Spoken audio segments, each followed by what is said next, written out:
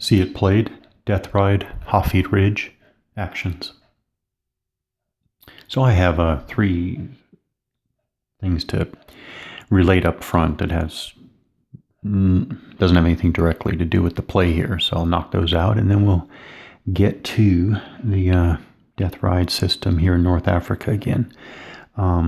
So 3 things. 1, I am completely enamored with this system. So I find myself having difficulty breaking away from this. So that's something to get to later in another video. Second, completely unrelated. Oh yeah, this morning I was watching a good half dozen wargaming videos. I had them on in the background as I prepped some counters and drank coffee, my morning coffee. And as I listened to these videos in the background, something hit me that I am definitely going to have to return to and flesh out some more. It kind of hit me that I don't really play games, which is interesting. I'm definitely involved in activities over a war game, but I don't play games. I don't think I share a gaming mentality, and yeah, I'm gonna have to flesh that out, but it is definitely not the game. It is definitely not the game, which is interesting. But anyways, flesh that out another time. And a third, yeah, also unrelated. The third point has to do with victory conditions, victory points, victory conditions, victory determination. And I'm thinking about small unit combat action. So generally thinking about the troops in contact, small unit combat action design I've been kicking around. So I've known pretty much from the beginning that I don't care for the, do not care for the kind of both traditional and mainstream scenario card, I'm calling it scenario card style victory conditions / victory determination. I've known that I'm not keen on that, but 1, I don't know why, and 2, I don't know what to do about it. But and again, just not a fully fleshed out idea here, but I had an idea pop into my mind, kicked around a little bit, need to get back to it. I think this is the problem again of the traditional tabletop war game model is based on the battle. Now we've added, which is not to say strictly chronological, but yes, we've added higher operational games. We've added strategic games. We've added lots of low levels below the battle, all the way down, obviously, to the individual soldier scale. We've added those, but it still seems like the core model is made for the battle. And I think there's a link to miniatures wargaming there to talk about later. But the bottom line is, why is victory determination done the way that it is in the, again, what I'm calling this, the traditional mainstream scenario card fashion? And the question is, yes, okay, we have players pursuing victory conditions, which, yes, can be considered a parallel to a commander being given a mission. And I guess the importance of achieving that mission or achieving some degree of that mission. Yes, we can say there's a parallel. But then the question is the mission that's given to a division commander or a corps commander, let alone going higher than that, but let's stick with the tactical level. Is the mission given to a division commander or even a corps commander the same as a mission given to a platoon leader, company commander? Battalion commander might start transitioning there, and I don't want to stay away from that transitional zone. But and so let's talk about commanders. Is a company commander's mission the same as a division/corps commander's mission? And again, not going to flesh this idea out now, but bottom line is it's not. So how to represent that difference in a war game? Okay, I don't know. These are just questions. Some speculative observations and some questions. I don't know. However, what I do know, or the idea that I've been kicking around, is a possibility. And I can use this example here, although I would want to, again, TIC is a lower level than this, and I'm really trying to gear something for the fire team / crew scale. This, of course, is platoon scale. So we have basically a battalion with support and a battalion minus maybe with some assets. So I can use this scale. In a contest like this, maybe victory conditions, victory determination could be done this way. And I wonder if there's a war game or many war games that have already taken a look at this. But here's the idea. First of all, on a recurring basis, that means it may be at the end of every turn, but it may not even be relevant at the end of every turn. So let's just say on a recurring basis, you have a victory determination, phase or whatever. Again, it could be the end of every turn. It could be every other turn. It could be even tied to another cycle relative to time or whatever. But let's just say, for simplicity's sake, at the end of every turn, there is a victory determination phase. Okay, that sounds simple and traditional enough. However, victory determination goes something like this. So during the British player's turn,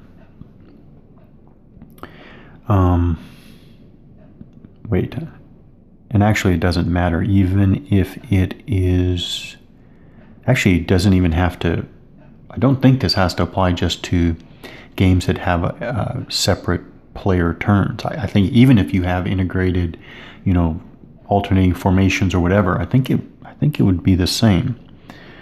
But again, for simplicity's sake, I'll use the traditional, and actually Death Ride uses separate player turns. Okay, so at the end of the British player turn, right? You're adding up victory points, very similar to what you would do at the end of the game, except you're adding up victory points, and I imagine you would probably want a running track to the side, but the point is you're accumulating victory points according to what you achieved that turn, or again that cycle since the last victory condition. But and I hesitate here because you could actually have a separate track, right? You could have two tracks. One track is kind of the permanent, like this is you're racking up victory points that are kind of your basis, and then you have a per turn or per cycle VP count, and these could be different. In other words, you could earn VPs for different things on the, if you want to call it, permanent track. And then you have that temporary track. You could be counting up things totally different in the temporary track than the permanent track. The simplest idea is you eliminate an enemy unit, you rack up VPs on the permanent track. Of course, it would be permanent and temporary, but permanent and temporary. But on the temporary track, you're also racking up points, let's say, for forcing the enemy, to move away in any way, shape, or form, or whatever, or suppressing or whatever, right? So there you have that temporary track. The idea, of course, is that within one turn cycle, you could push really hard to create, an imbalance that is in your favor. The imbalance being, of course, it's relative to what's happening within a more compressed amount of time than the entire battle. And then this is what happens if the British player amasses. First of all, I'll say if the British player amasses enough. I'm thinking that there would be a threshold. So let's say that if the British player amasses enough of these temporary victory points, then what it does is that forces the German player to roll for failure, to roll for, defeat, basically. And so the British, again, temporary victory point accomplishments not only force the Germans to roll for defeat, but it gives some type of, I was thinking about a die roll modifier, but it doesn't even have to be die roll. It could be a different column on a table. But basically, in other words, if the British have spectacular success within a shorter amount of time, it creates a thunderclap effect. So, and that pushes over to the Germans to again roll for defeat. And again, the column that the Germans are rolling on has to do with how well they have basically been fighting up to this point. So if the Germans have had a lot of reverses up to this point, then the British get a dramatic edge. Then it forces the Germans to roll for defeat under very unfavorable circumstances. So obviously this should create a lot of tension, which obviously some players won't like, but that's okay. The advantage of this is that it should create a lot of the good type of tension. I should probably talk about that sometime. What's good tension and not good tension. But I think it should generate a lot of good tension, 1. 2, be very unpredictable. And 3, not very. It will introduce unpredictability into victory determination. And 3, I think most important, which is what I'm really going after. I'm not really going after those first 2. Those are nice to haves. But what I'm trying to go at is that a commander is not just playing to the end game. In other words, for sure, the commander is not playing to the final, after the last turn ends, victory determination. The commander, as the commander here in the fight, you have to be concerned about what's happening on a regular basis here.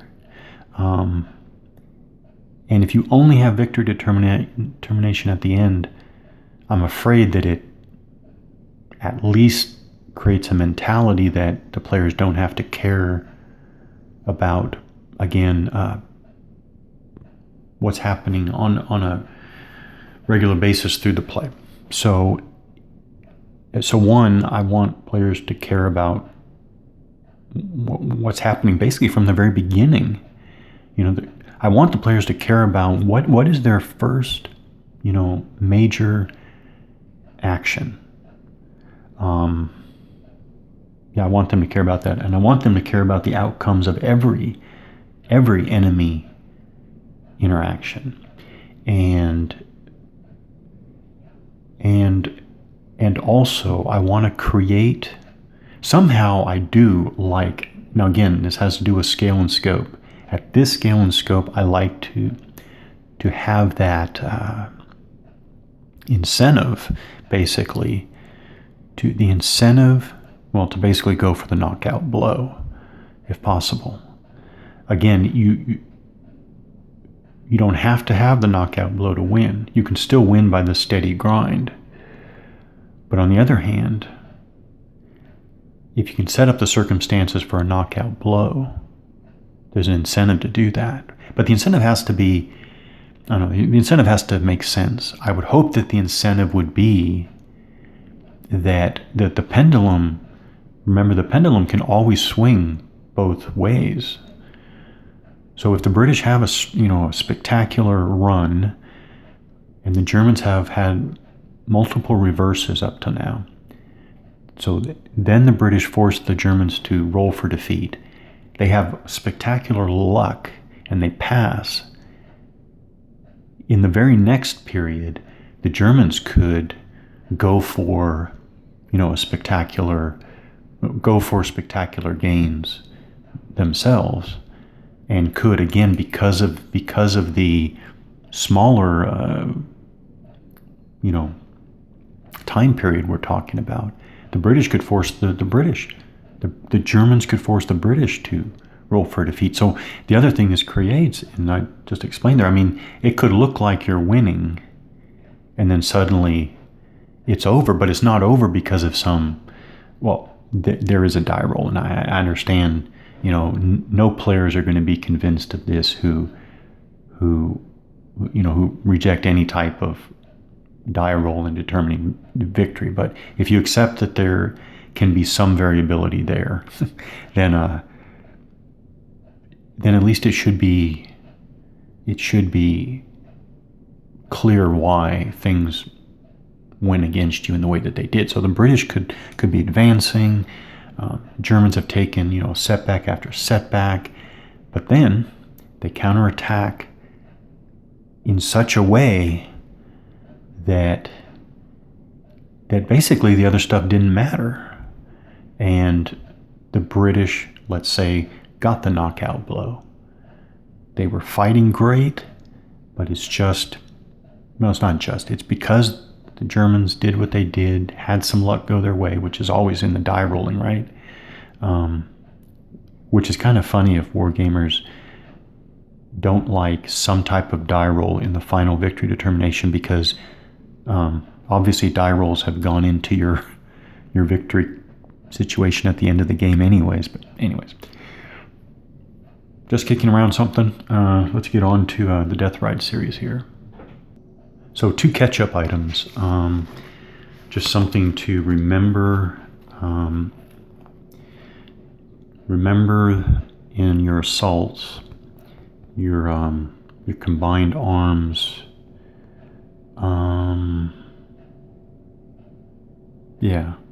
Remember your combined arms modifiers, especially, I think, when you throw your artillery in to support your infantry.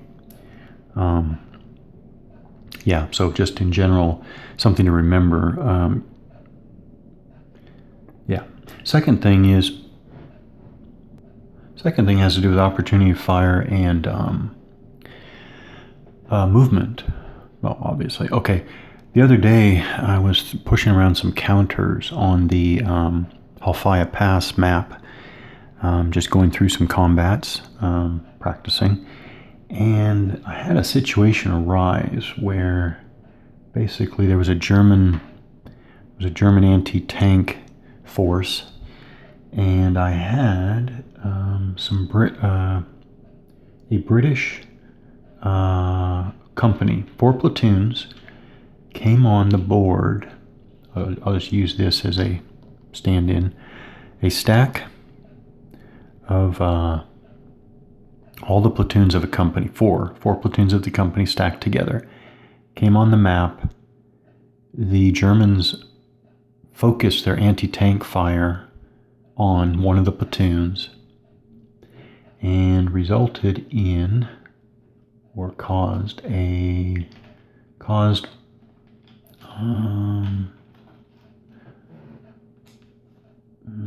I can find it, okay, caused suppression 2.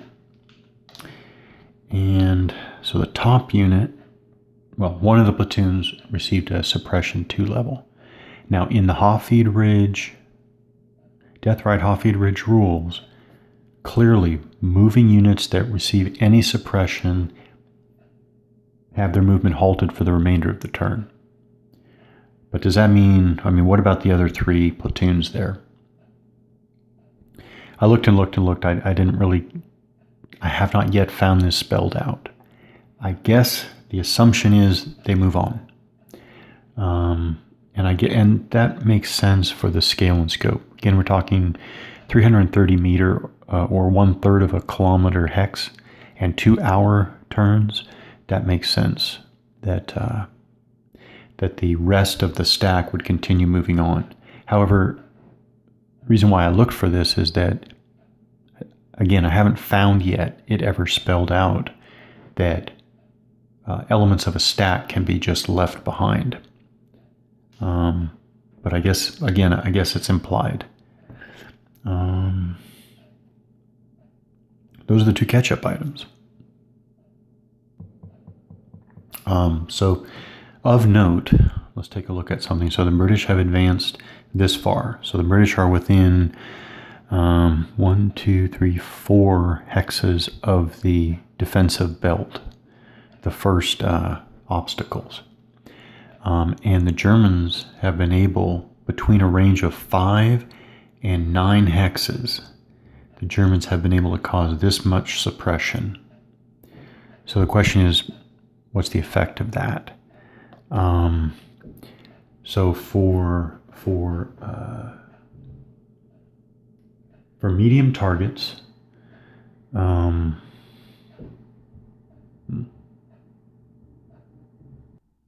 okay, so just to note, these British tanks in this battalion have a movement allowance of 22.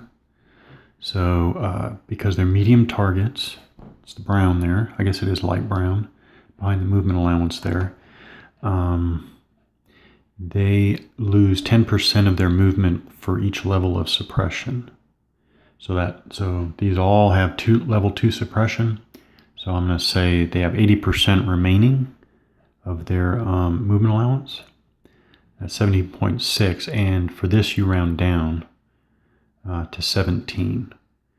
So what does that mean? That means that's equivalent to about 2 clear hexes. Now I think more significant than that is I don't think that they can move within 5 hexes of the enemy. Suppressed units within 5 hexes of an enemy unit may not move closer to it. So you're not going to move closer than 5 hexes. Yeah, you're not going to move closer than 5 hexes to the enemy. So that's really probably the more significant. Yeah. So the very lead British platoon there that's suppressed isn't, it can move off this way, I guess, but it is not moving any closer to the enemy there. So really the Germans have created, for a lot of these suppressed units, have created a buffer. Temporary, of course. But yeah, so that's kind of the effect of the suppression here.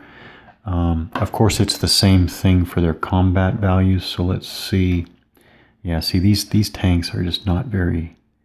They have 3/2 combat values anyways. So that's really not impressive at all. So now I'm thinking they're going to need to mass their fire. Okay, now it's the British Army turn. First we have the command and control phase. So this is a good time to first look at this on the board. So I'm not sure if it's better to trace from higher to lower or lower to higher, but for discussion purposes, let's start at the bottom. So these are all the 6th RTR, Royal Tank Regiment units, combat units. The 6th RTR combat units to be in command must be able to trace 7 hexes or less to their assigned headquarters. That's the battalion headquarters right here. So already I think we're at 6. 1, 2, 3, 4, 5, 6. 2, 3, 4, 5, 6. Yeah, so that is near kind of the operating limit, operating span on the ground for this battalion. So I noticed, so if these units head on here, and these units try to come around the flank, what it's going to force the British to do is to bring that headquarters up close here to keep them in command control, which is going to, of course, bring the headquarters up near the Germans. I don't know. I think it's better to not let that happen. So this force might be shifting gradually to the east. Okay, and then from the battalion headquarters, 6th RTR, up to the brigade headquarters, 13 hexes, no problem. And now back here, the support unit back here, 4th Royal Horse Artillery, I think it has to trace 13 hexes or less to the brigade headquarters, which is not hard to maintain. So none of this is hard to maintain except for the final leg, battalion headquarters to combat units. So on the question of the artillery here, what is different about it? Does it conduct maneuver and fire like any other combat unit? In other words, can the artillery fire at full strength and then move up to okay. When it's unlimbered, it has 0 movement allowance anyways. Okay.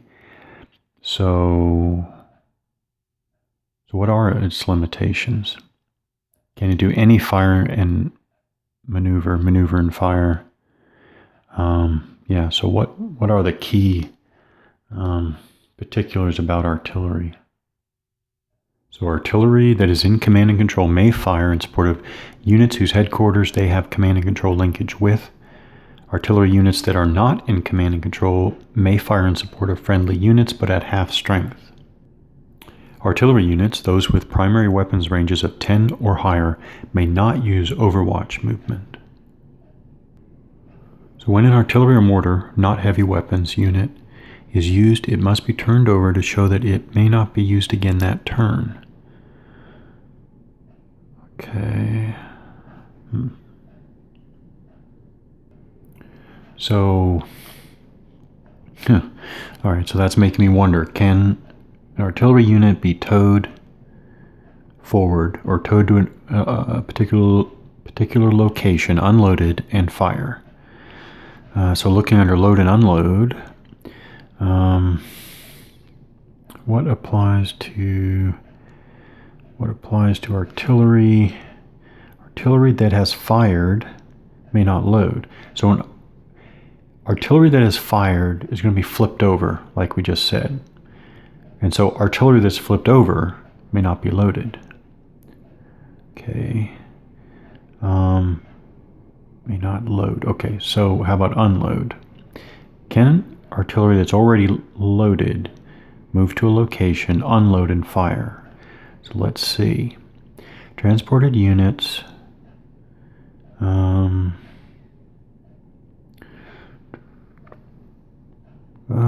Passengers may not move after unloading.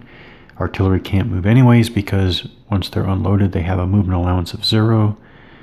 Passengers may fire 1/2 fire value after unloading. But does that include artillery? I guess it could. Passengers may assault at 1/2 assault value. Okay, air units have So does that mean that artillery that is already loaded can be moved to a location, unload, and fire at half value? Okay, and I was wondering, could a truck unit move to the location of an artillery unit, in the process expending less than 1/2 of their movement allowance, load the artillery unit, move the artillery unit to another location, unload the artillery unit, and have the artillery unit fire at half fire value.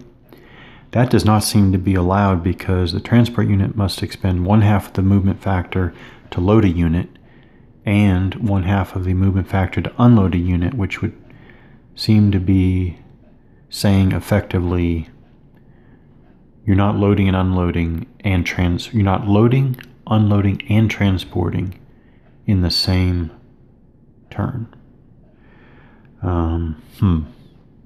Okay. Not sure all my questions were answered, but those are some of the key artillery rules. Okay, I'm going to go ahead and assume that all of those particular rules do together constitute the capabilities of the artillery. So the one thing that I didn't see is disallowed, again, is if the artillery is already loaded, then I don't see why it can't move to a location, unload the artillery, and then the artillery fire at half fire strength. And then when it's done firing, it's flipped. Something like that. I don't think that was disallowed, but I will be on the lookout in my reading for that issue, or that topic.